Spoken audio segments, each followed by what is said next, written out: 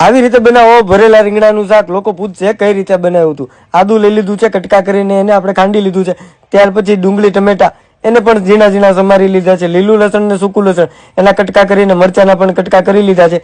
ત્યાર પછી main ingredient એટલે કે રીંગણ લઈ લીધા છે, એના ડીટિયા કાપી 4 ચેકા મારી દીધા છે. અને આપણે જે ભરવાનો મસાલો બનાવ્યો હતો ને એમાં આપણે રીંગણાને વ્યવસ્થિત રીતે ભરીને દબાવી દીધા છે. ત્યાર પછી એમાં કાચું તેલ એડ કરી દીધું છે. કાચું તેલ એડ કરી ચૂલો પ્રગટાવીને આપણે એમાં રીંગણા મૂકી દીધા છે. આ રીતે જ હલાવી થોડા પાકી જાય પછી મરચા અને લીલું લસણ એડ કરી વ્યવસ્થિત પાછા થોડીક વાર પકાવવા દીધા છે. ત્યાર પછી એમાં આપણે કાંદા નાખી દીધા છે. કાંદા વ્યવસ્થિત પાકી જાય એટલે પછી આપણે એમાં ટમેટા પણ એડ કરી દીધા છે. ટમેટા એડ કર્યા પછી એને ફરી વખત આપણે વ્યવસ્થિત પકાવી લીધા છે. પાણી નાખી દીધું છે અને ઢાંકી દીધું છે બાફવા માટે.